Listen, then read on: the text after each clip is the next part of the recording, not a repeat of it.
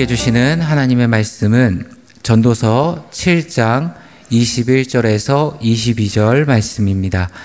또한 사람들이 하는 모든 말에 내 마음을 두지 말라. 그리하면 내 종이 너를 저주하는 것을 듣지 아니하리라.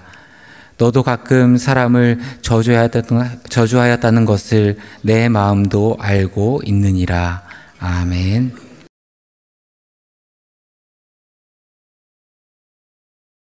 누군가의 말 한마디가 하루 종일 마음속에서 떠나지 않았던 경험이 있으십니까? 가까운 사람이 무심코 던진 한마디의 말이었는데 가시처럼 꽂혀서 밤잠을 설쳤던 경험이 혹시 있으십니까? 한마디 말이 계속 마음에 남아서 아무것도 손에 잡히지 않을 때가 있습니다. 딱 한마디였는데 마음에 꽂혀서 계속 생각나는 때도 있습니다.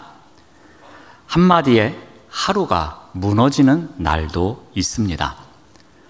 사실 우리는 상처를 너무 쉽게 그리고 너무 자주 받습니다. 굳이 복습을 하지 않아도 되는데 이 상처가 된 말을 생각하고 또 생각할 때도 있습니다. 그 말의 진심이 무엇인지 골똘히 생각할 때도 있고 또 곱씹을 때도 있으며 그 사람이 왜 그런 말을 했는지 스스로 해석하다가 결국 마음이 무너질 때도 있습니다. 이처럼 반복적으로 상처받는 태도는 이 단순한 감정의 문제는 아닌 것 같습니다. 어쩌면 우리 안에 습관처럼 자리 잡은 반응일 수도 있습니다. 처음에는 그냥 작은 상처로 다가옵니다. 어떠한 말에 마음이 아픕니다. 또 누군가의 행동에 실망하기도 합니다. 그리고 무심한 반응에 상처받기도 합니다. 하지만 이러한 경험이 반복되면 그 감정은 이 한 번의 느낌으로 끝나지 않습니다. 우리에게 습관으로 굳어질 때가 있습니다. 이제는 비슷한 상황만 펼쳐지더라도 똑같은 감정을 예상합니다. 그리고 상대의 의도와 상관없이 우리는 상처받을 준비를 할 때가 있습니다. 이것이 바로 상처받는 습관이 만들어지는 과정이 아닌가 생각합니다. 자, 그렇다면 우리는 왜 이렇게 쉽게 상처를 받으며 살아갈까요? 우리는 왜 상처받는 습관을 만들면서 살아가고 있을까요? 한 3가지 정도 이유를 잠깐 생각해 봅니다. 먼저 우리는 관계적 존재이기 때문입니다. 하나님은 본질적으로 관계 안에 계신 분이십니다.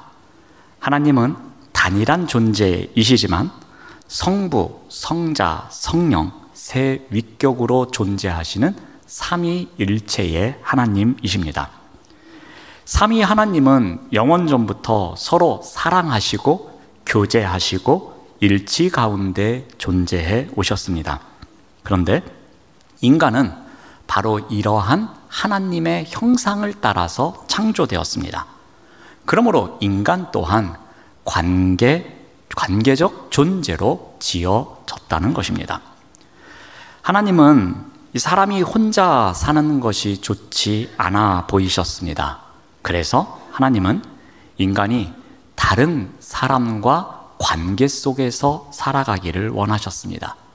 그 관계 속에서 서로 돕고 서로 사랑하며 서로 인정하며 서로 가치를 느끼면서 살아가기를 소망하셨습니다. 그래서 관계는 인간 존재의 본질이기도 합니다. 우리는 하나님의 형상대로 창조된 관계적 존재입니다. 그래서 우리는 살아가는 가운데 관계 속에서 누군가에게 사랑받고 싶어 하고 누군가에게 인정받고 싶어 합니다. 그런데 문제는 이러한 바람대로 이루어지지 않는다는 것입니다. 타인의 말 한마디, 어떠한 행동 하나, 무심한 표정에서도 나를 거절하는 것인가 하는 불안과 해석이 이어지게 됩니다. 그런 가운데 우리는 계속해서 상처를 받는 습관을 만들어 갑니다. 사람은 독립적인 존재 같지만 실제로는 타인의 반응을 통해서 자아를 확인하는 존재이기도 합니다. 마치 우리가 아침에 일어나서 거울을 보면서 내 겉모습에 문제가 없나 확인하는 것처럼 우리는 관계 속에서 이루어지는 말과 행동을 통해서 나를 확인하며 살아간다는 것입니다. 누군가가 나에게 너는 참 괜찮은 사람이야 라고 말하면 우리의 자존감이 좋아지고, 그렇지 않은 부정적인 이야기를 하면 우리는 거짓된 자아상을 갖고 살아갈 때가 많다는 것입니다. 그래서 우리는 관계 속에서 상처받는 습관을 만들며 살아가는 것입니다. 또 하나의 이유는 이 말이 지닌 특성 때문입니다. 여러분, 말은 단순히 정보만을 전달하는 것이 아닙니다. 말에는 의미가 전달됩니다. 말은 그 사람의 마음, 그 사람의 생각, 그 사람이 갖고 있는 신념, 그 사람이 갖고 있는 관심, 이러한 것들이 함께 전달됩니다. 그래서 누군가의 말을 들을 때에 우리는 감정을 무의식적으로 느끼게 됩니다. 우리는 어떤 말 앞에서 단순히 그 내용만을 들으려고 하지 않습니다. 그 말이 어떻게 전달되고 있는지, 왜 이런 말을 하고 있는지, 누가 이런 말을 했는지, 어떤 상황 속에서 이런 말이 만들어졌는지, 그런 모든 것을 살피고자 합니다. 예를 들어서 어느 한 사람이 괜찮아요 라고 말합니다. 그런데 다정하게 말하면 위로가 되지만 조금 차갑게 말하면 나를 무시하는 것처럼 들릴 때도 있습니다. 이렇게 말은 온도 차이가 있다고 사람들은 말합니다. 말 속에는 따뜻한 위로의 말도 있지만 차가운 비난의 말도 있으며, 때로는 무관심한 그런 말도 있고, 때로는 사랑의 관심이 담겨져 있는 말도 있습니다. 그리고 우리는 이러한 말의 감정을 말 자체보다도 더 빨리 느끼고 알아챕니다. 그래서 우리는 더 상처를 받는 것 같습니다. 말은 단순히 귀에만 들리는 것이 아닙니다. 말에는 감정이 담겨 있기에 그 관계의 분위기가 스며들며 때로는 말하지 않은 의도까지도 우리가 포착하게 되는 것입니다. 그래서 이러한 말의 특성 때문에 우리가 상처받는 습관이 만들어지고 있습니다. 또 하나의 이유는 이 과도한 해석 때문입니다. 사람들은 말 그대로 듣기보다 그 말 뒤에 있는 의도를 추측하고자 합니다. 그러면서 동시에 해석하고 추론하고 상상하는 경우가 있습니다.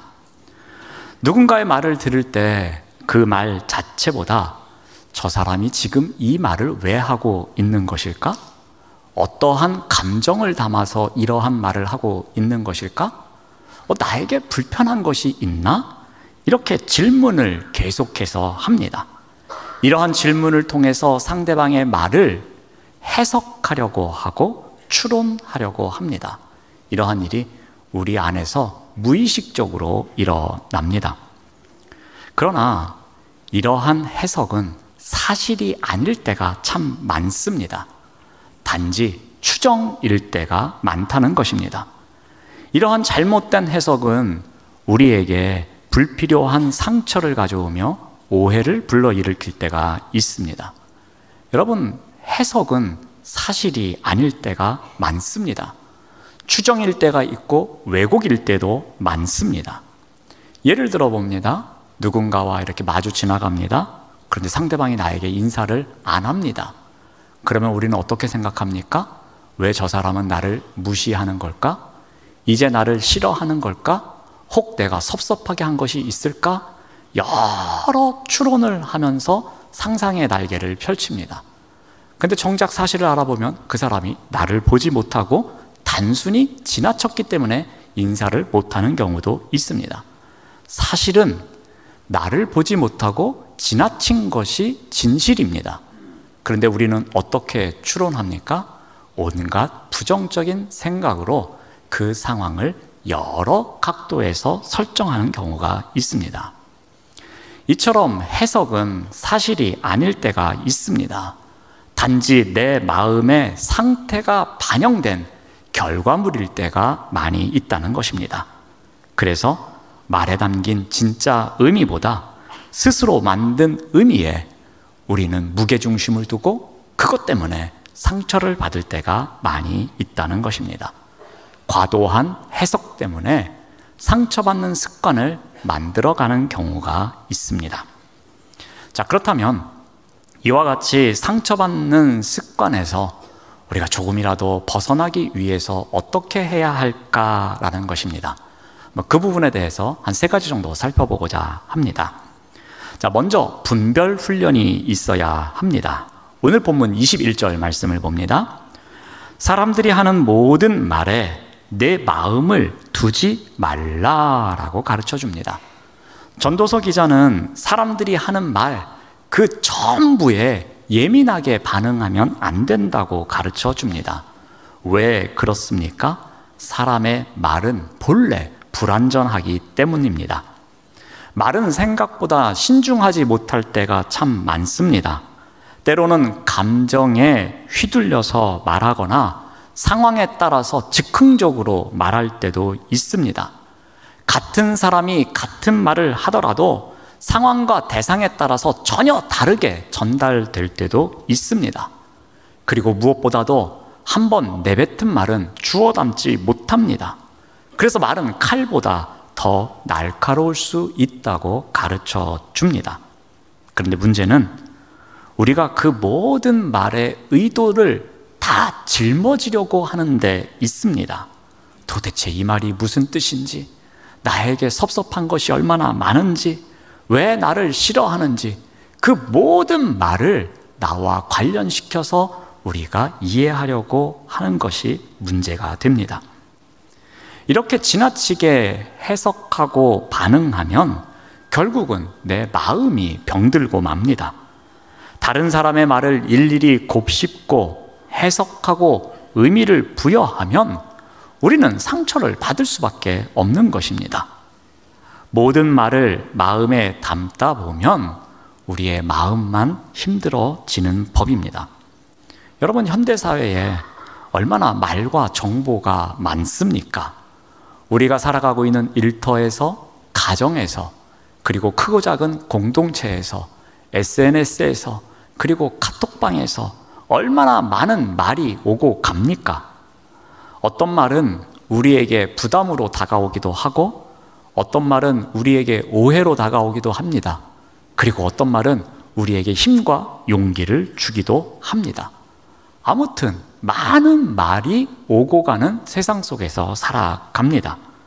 그런데 이러한 때에 무엇이 필요하겠습니까? 분별이 필요합니다. 모든 말이 아닌 필요한 말과 의미 있는 말을 분별해야 할 것입니다. 모든 말에 마음을 다 쏟지 말고 거리를 두고 분별하는 훈련을 하라고 말씀하십니다. 말씀을 듣되, 말을 듣되 걸러서 듣는 훈련을 해야 할 것입니다.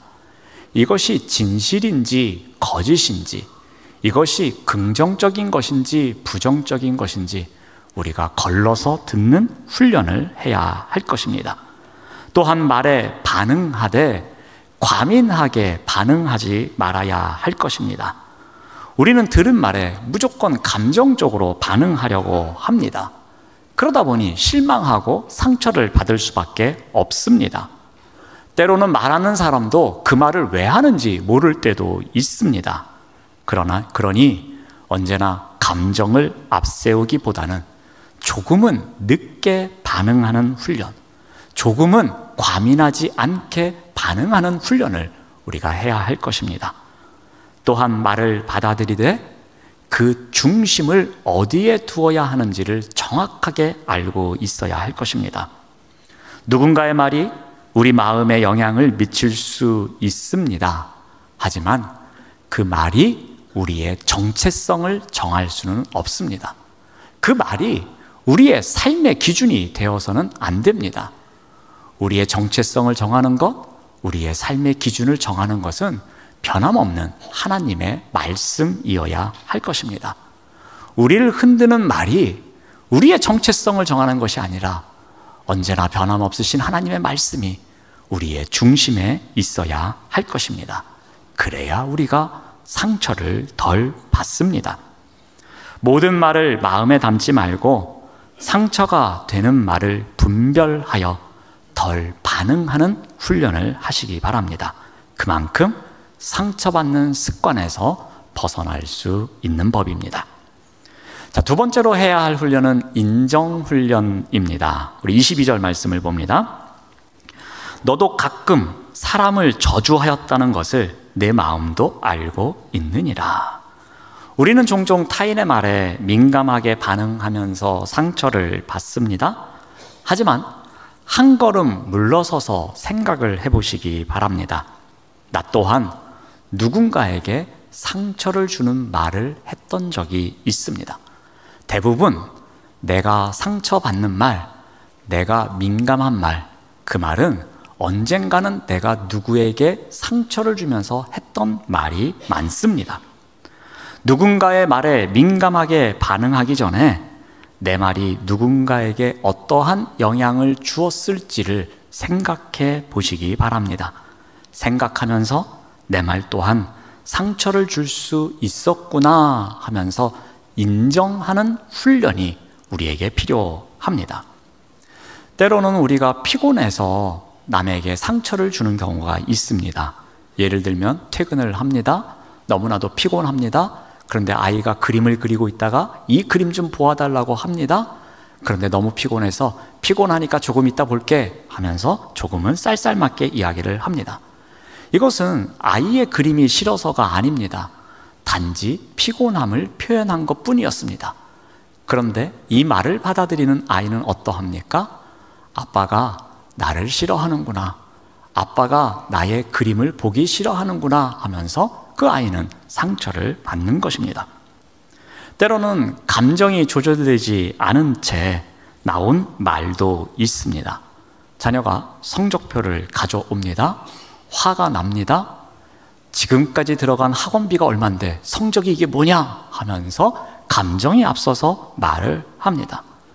이것은 부모가 실망하고 절망해서 하는 말이지만 그 말을 받아들이는 아이는 나는 부족하구나, 노력해도 안 되는구나 이렇게 생각하며 상처를 받는다는 것입니다. 또한 우리는 충분히 생각하지 못한 채 내뱉은 말로 누군가에게 상처를 줄 때도 있습니다. 누군가 진지하게 고민을 나눕니다. 듣다가 그거 별것도 아닌데 그런 거 가지고 힘들어하냐고 하면서 말할 때도 있습니다. 이것은 상대에게는 오래 남는 상처가 되는 말이기도 합니다. 우리는 의도하지 않았지만 때로는 피곤해서, 때로는 감정이 앞서서, 때로는 충분히 생각하지 못한 채 말을 내뱉어서 누군가에게 상처를 줄 때가 있다는 것입니다. 그러므로 나는 절대로 상처를 주지 않는 사람이야, 이런 착각에서 먼저 벗어나야 한다는 것입니다. 나 역시 상처를 줄 수 있는 연약한 존재임을 인정하는 훈련이 우리에게 있어야 한다는 것입니다. 이러한 자기 인식이 있어야 우리가 조금이라도 부드러워질 수 있습니다.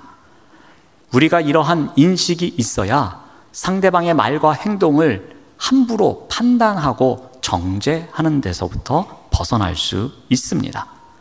다른 사람의 말 속에 담긴 연약함과 복잡한 감정을 이해하려는 마음이 생기는 법입니다. 이것을 위해서 필요한 것이 무엇입니까? 말에 반응하기 전에 잠깐이라도 멈추는 훈련이 필요합니다. 누군가의 말에 즉각 반응하는 것, 이것은 어찌 보면 인간의 본능입니다. 하지만 신앙인은 여기서 조금 더 나아가야 합니다. 신앙인은 이러한 본능이 올라올 때에 잠깐이라도 멈출 줄 알아야 합니다. 상대방의 말에 반응하며 상처받기 전에 너도 그런 적 있었잖아 라는 말씀을 생각하면서 잠깐 멈추는 훈련이 있어야 할 것입니다. 그래, 나도 저런 말로 상처를 준 적이 있구나.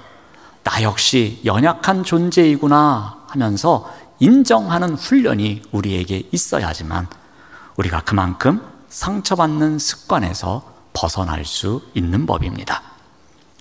마지막으로 필요한 것은 마음 훈련입니다. 우리 잠언 4장 23절 말씀을 참고로 봅니다.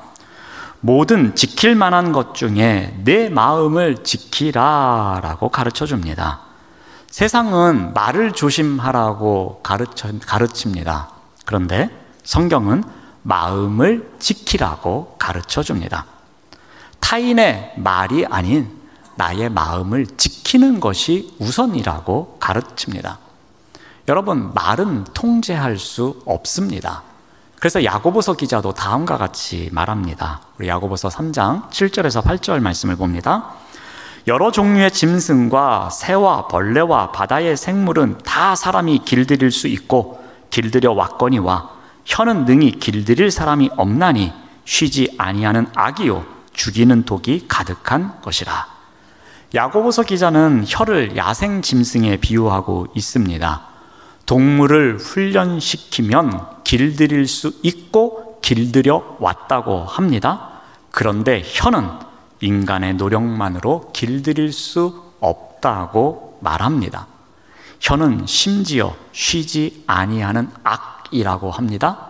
죽이는 독이 가득하다고 말합니다. 이것이 바로 우리의 혀를 통해서 나오는 말이라고 합니다. 자, 그런데 마음은 하나님 앞에서 훈련시킬 수 있다는 것입니다. 사람의 감정과 반응은 타고난 성향이기도 합니다. 하지만 충분히 훈련을 통해서 우리가 성숙해질 수 있다는 것입니다. 누구나 상처를 받습니다. 그러나 상처를 습관처럼 품지 않고 살아갈 수는 있다는 것입니다. 우리가 듣는 말, 우리에게 상처를 주는 말, 그것을 우리가 선택할 수는 없습니다. 이것은 결코 쉽지 않습니다. 하지만 그 상처를 품고 살아갈 것인가, 아니면 그 상처를 놓아줄 것인가, 그것은 우리의 선택이라는 것입니다. 똑같은 말을 들어도 어떤 사람은 그것을 쉽게 털어냅니다.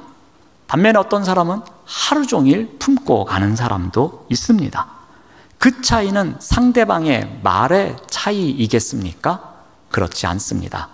내 내면의 마음의 상태의 차이 때문에 일어나는 것입니다.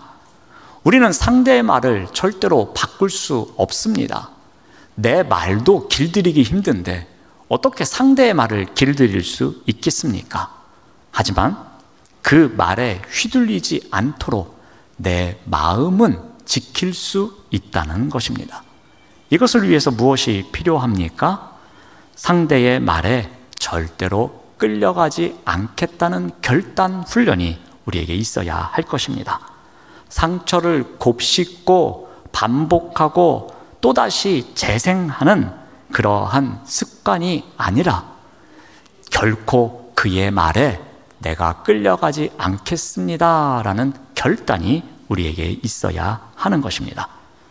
마음을 우리가 지키려면 그 말에 방점을 두는 것이 아니라 내 마음이 준비되었는지 아니 되었는지에 더 관심이 있어야 합니다. 그러므로 상처받지 않겠다라는 결단보다는 더 이상 그의 말에 끌려가지 않겠다라는 결단이 우리에게 있어야 하는 것입니다. 어느 선생님에게 제자가 찾아왔습니다. 질문합니다. 선생님, 사람들의 말 때문에 너무나도 힘듭니다. 어떤 사람은 저를 칭찬해줘서 들뜨게 만들고 어떤 사람은 나를 비난해서 무너지게 만듭니다. 어떻게 해야 될지 모르겠습니다. 그러자 선생님께서 웃으면서 말씀하십니다. 너에게 두 개의 통이 있다고 생각하렴. 하나는 진실을 담는 통이고 하나는 해석을 담는 통이다. 사람들이 무슨 말을 하든지 내가 진실의 통에만 담겠다고 결심하면 그 말에 휘둘리지 않는 법이다. 들려온 말보다 중요한 것은 어떤 통에 그 말을 담을지를 선택하는 너의 마음이란다 라고 가르쳐 줍니다. 말에 끌려가지 않는 마음 지키는 훈련이 중요함을 강조하는 이야기입니다. 우리가 절대로 그의 말에 더 이상 끌려가지 않겠습니다 결단하는 훈련을 많이 하면 많이 할수록 그만큼 상처받는 습관에서 벗어날 수 있는 법입니다. 사랑하는 여러분, 우리는 타인의 말 한마디에 우리의 마음을 너무나도 쉽게 내어줍니다. 그리고 스스로를 괴롭히는 말을 반복해서 되새김질합니다. 이것은 상처받는 습관이 갖고 있는 가장 큰 특징입니다. 우리는 누구나 말에 상처받을 수밖에 없는 연약한 존재입니다. 상처를 전혀 받지 않는 사람 없습니다. 그렇게 중요한 것은 상처를 받느냐 안 받느냐가 아닙니다. 그 상처에 우리가 끌려가느냐 아니면 주님의 시선으로 중심을 다시 붙드느냐입니다. 어떻게 해야 합니까? 주님은 오늘 말씀을 통해서 우리에게 말씀하십니다. 모든 말을 내 마음에 담지 말라고 합니다. 즉 분별 훈련이 필요하다고 하십니다. 또한 너도 누군가에게 그런 말 한 적 있지 않니? 라고 말씀하십니다. 인정 훈련이 필요합니다. 또한 그러므로 내 마음을 지키라고 말씀하십니다. 마음 훈련이 필요한 것입니다. 분별 훈련과 인정 훈련과 마음 훈련을 통해서 상처받는 습관에서 벗어나 지혜롭게 반응하는 습관을 갖고 살아가시는 우리 모두가 되시기를 바랍니다. 기도하겠습니다. 하나님 감사합니다. 사람의 말에 너무 쉽게 반응하며 상처받는 습관 속에 살아온 저희를 불쌍히 여겨 주시옵소서. 이제는 말의 무게보다 주님의 음성을 더 귀하게 여기며 살기 원합니다. 그 어떤 말보다 변함없는 하나님의 말씀에 귀를 기울이게 하시고 사람의 말에 끌려가지 않고 말씀에 반응하며 살아가게 하여 주시옵소서. 예수님의 이름으로 기도드립니다. 아멘.